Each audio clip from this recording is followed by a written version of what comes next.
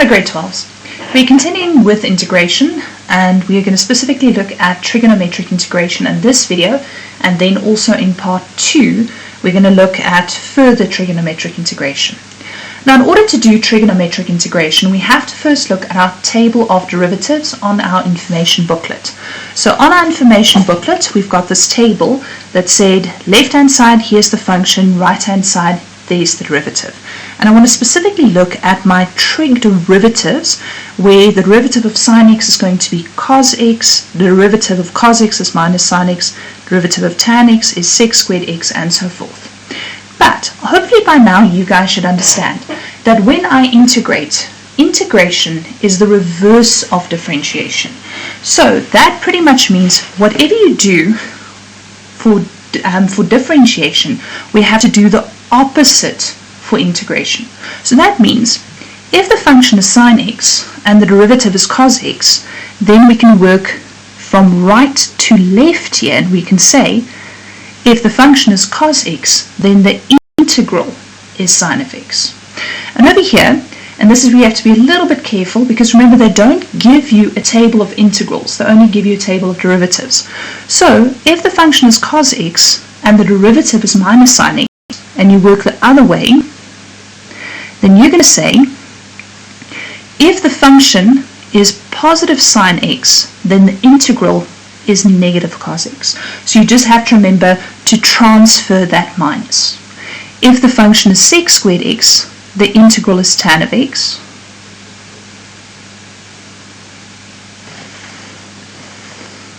If the function is cosec squared x, and remember we're going to transfer that minus again, then the integral is minus cot of x. And if the function is sec x times tan x, then the integral is sec x. And if the function is cosec x times cot x, so we transfer that minus again, then the integral is going to be cosec x. So all we do is we reverse our table of derivatives. We're going to reverse this, and we are not going to go left to right like we normally would if we're finding derivatives. We're going to go from right to left. So using your information booklet, just reading from right to left, and if there's any minuses on this side, you're just going to transfer it into the integral on that side. That's pretty much all you're doing. Right, so let's look at an example. Now in this particular example, we're first going to go and find the derivative, because obviously if we know what the derivative is, we can reverse the process to find the integral. So this one, they're saying, if I want to find the derivative of sine 2x, you need to remember this right there is a compound function. It consists of an outside function of sine, and it consists of an inside function of 2x. So when I want to find the derivative over here, we have to remember our chain rule. So according to the chain rule, first things first, we have to find the derivative of the outside function, sine x, which is cos of x. I don't touch that inside function, so I don't do anything to 2x. Only after I found the derivative of the outside function do I then go and multiply by the derivative of the inside function, and the derivative of 2x is then equal to 2. So that's going to go, and that's going to be my derivative of sine of 2x. Now that then means that we can go and we can find the integral of the cos of 2x. Now you'll notice the only issue here is that it doesn't look exactly the same. And back to that manipulation that we did with reverse chain rule. So when we were doing reverse chain rule, we said, okay, I've got the cos of 2x, but I need to see if I've got that inside function's derivative standing next to it, which currently I don't. But I can fix this so this will look exactly like that 2 cos of 2x by putting a 2 in front of it, and then obviously multiplying by a half here. Now we have the exact same thing. And because we have the exact same thing, I know the integral of that is going to go back to that original function, because the reverse of differentiation is integration, or the reverse of integration is differentiation. They are each other's reverse. So that just means we bring the half down, and we know the integral of 2 cos 2x is sine of 2x. And then just remember that plus c. So there's one small little trick when we're going to do these. You have to spot those inside functions. And when you do spot those inside functions, you just have to remember to do that slight manipulation on the reverse chain rule. I am going to show you a shortcut. I don't think I did mention that there is a little shortcut with these particular ones when we're doing the reverse chain rule. So you don't every single time have to go and show in between step. You can actually skip straight from there to there. So I will show the first examples in between step, and then later on I'll just do that little shortcut just so you can see you don't necessarily have to show that middle step. Okay, let's continue with the examples.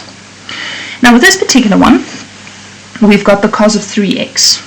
So again, we're going to look at that table on the information booklet, and we're not going to go on the left hand side to the right hand side. If we're integrating, we start on the right hand side. So we spot that cos and we say, okay, there's the cos of x. So if I find the integral of the cos of x, I'm going to get the sine of x. But I have to be careful because of little 3x. So my inside function has a derivative of 3. So using my reverse chain rule, I'm going to put the 3 next to it. But if I put the 3 there, I have to put the third on the outside. Which then means when I use that integral cos x, integral being sine x, I can then just go and say it's a third, and then I integrate cos x saying it's the sine of 3x. And then please remember the plus c. So hopefully this is making sense. Okay, let's try some more. With this particular one, we've got the sine of x over 2. So I again grab that table of derivatives, going from right to left. I find sine x and I see there's a minus. So just be a little bit careful, because remember, the minus has to get transferred to the other side when I do my integration. So I also have to note that my inside function is x over 2, which means the derivative of the inside function is going to be a half. So I require that half there, half times the sine of x over 2. But that means if there's a half there, there must be 2 on the outside. Then I know that this is then going to be careful because it's got to be negative. Remember, if the negative isn't here, then the negative's got to be on the outside. So that's going to be negative 2 sine of x over 2 plus c. And please remember that half there, that derivative of the inside function, according to the reverse chain rule that we did last week, that is just going to disappear in my answer. And again, also over here, that derivative of the inside function, that 3, just disappears in my answer like it always does with the reverse chain rule. So hopefully this should be pretty easy and straightforward. Just a couple of notes. Please watch your notation. First things first, don't forget to write that dx. Okay, especially when you copy down the sum, please don't to write that dx. I have spoken about this before. It needs to say the integral of the function in terms of dx. If you don't write that, you will get penalized for your notation. And then also please remember, if it's indefinite integral, put the plus c, because if you don't put the plus c, you will also be penalized for that. Okay, now the next one then says it's the integral of sec squared 4x. So I grab my table again, looking at the right hand side, I spot sec squared of x right there, which means when I integrate going from right to left, the integral there is going to be tan of x. So this is going to be tan of x, but there is an inside function, and that little inside function is 4x, which means I need the derivative right there, which means I need the 4 there, which means because I put the 4 there, I have to put a quarter over there. Right, so again, according to the reverse chain rule, the 4, the derivative, and by the way, I did refer to this in the previous video, the reason that 4 disappears, it was created by using the reverse chain rule, and it made a bit of a mess. So that's that little Russian doll thing that I keep on talking about, where you open up the Russian doll and you put it, the parts next to each other, and you open the next one, you put the part, so you're making a mess. So when you do that reverse chain rule, all of those little pieces of those inside Russian dolls get put back inside. So all of these derivatives there get put back inside, so you can't see it anymore, it disappears. So that's why that 4 disappeared, that half disappeared, that's why that 3 disappeared, but I needed it in order to use the reverse chain rule. So again, the quarter comes down, and like I already said, the integral of sec squared x is going to be tan of x. So this is going to be tan of 4x plus c. Now, just a quick comment. We haven't really done this, but it's actually quite useful to just quickly go and do the derivative of it. Because sometimes you're doing these sums and you look at it and you go, I'm not comfortable with this. Until you actually go and say, but let me go and practice and check. Let me go and find the derivative of that one. So let me say, if I find the derivative in terms of x, so dx of a quarter tan of 4x, and I can even put the plus c there if I want, plus c. Then, using my chain rule, not my reverse chain rule in this case because I'm finding the derivative, using the chain rule, I can then go and bring the quarter down, and I can say tan of 4x, the derivative of tan x is sec squared x. So that's going to be sec squared of 4x, but because there's an inside function there using my chain rule, I have to multiply by 4.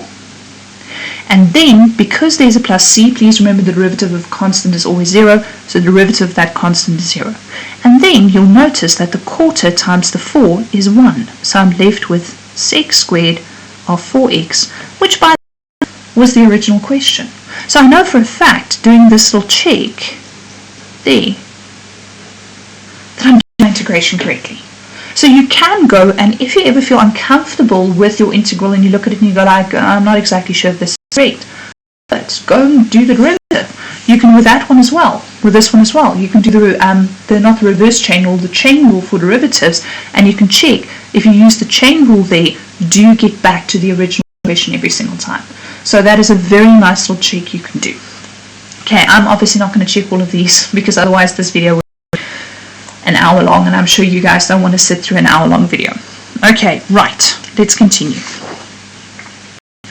Now with this one, I actually want to show you the shortcut that I was talking about. So the whole idea of the shortcut is that instead of prepping that reverse chain rule, I just go and I say to myself, if the inside function over here has a constant derivative. So in this case, the inside function has a constant derivative of a half. Instead of having to multiply by a half and then multiply by 2, rather just go and in one step divide by the half. Now, this actually makes a lot of sense because in this previous example, when I did the normal chain rule, in the normal chain rule we say, after I found the derivative of the outside function, I multiply by the derivative of the inside function, which is just a constant value of 4. But that then means I can then go and say, after I found the integral of the outside function, I can then just divide by the derivative of the inside function, which is then going to be a constant value of a half. By the way, this shortcut only works if the derivative of the inside function is a constant. It does not work if the derivative of the inside function is an x or an x squared. Then if you go and divide by that, it is horribly wrong. It is so horribly wrong, I cannot explain to you how wrong it is. It's just like my brain will freeze. Okay, it will hurt. My brain will physically pain if you do this. So I'm going to show you the shortcut, but please remember, this shortcut only works if the derivative of the inside function gives you a constant. So very important, only if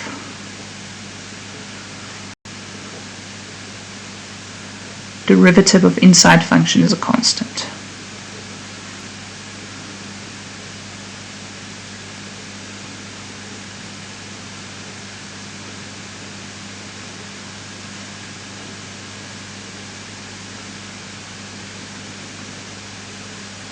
If you're not comfortable with using this, you can keep on doing it the way that I've shown you previously, but this does shorten it quite a bit. So first things first, we look at cosec squared of x over 2, and we look there and we say cosec squared of x over here on the right hand side will give you, careful the negative gets transferred, so it'll give me negative cot of x. So now this is going to be negative cot of x over 2, but I have to divide by the derivative of the inside, which is a half. And that's pretty much the shortcut. So you can then go and say divide by a half means multiply by 2, tip and time. So that's going to be minus 2 cot of x over 2 plus c.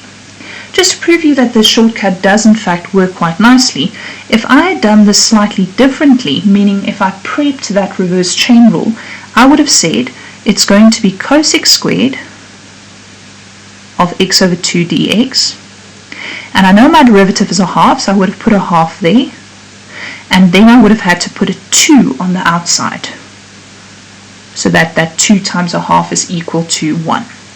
Then obviously the integral of cosec squared is going to be that negative cot, but the 2 comes down, so it's negative 2 cot of x over 2 plus c. So whichever way you want. If you want to prep using that reverse chain rule, or if you just want to do the shortcut where you just divide by the derivative of the inside function, remembering it only works if the derivative of the inside function is a constant. So if you want to do that, really up to you. Okay, so those were pretty much the straightforward trig integrals. The trig integrals, unfortunately, they can get quite tricky. And that's just because they can bring all of those trig identities that you learned into these integrals. So we're going to look first at using trig identities, and then we're going to look at more complicated reverse chain rule trig integration. So let's just get started. Using trig identities. Now the first trig identities we could potentially use are my double angles. So the first double angle over here says that the sine of 2a is equal to 2 sine a cos a. Now we're not going to use this format at all. What we're going to do is we're actually going to use the following format. We're going to say the sine of a times the cos of a is then going to be equal to a half times the sine of 2a. So hopefully you can quite easily see what I did there. I just divided both sides by 2, which means this is then a half sine of 2a. So this is the version we're going to use. However, this is not the version that appears on your formula sheet. On your formula sheet, they have the traditional one where they just state that the sine of 2a is equal to 2 sine a cos a. You have to go and remember to change this up for integration. So, how do we use this? Quite simply, if you look at the following, we've got the sine of 4x times the cos of 4x. Now this will only work if the angles are exactly the same. So if the angles are exactly the same, I can use the identity and I can say half, which is a constant. So I'm going to write it in front over there. And then that's going to be the sine of double whatever angle was used over there.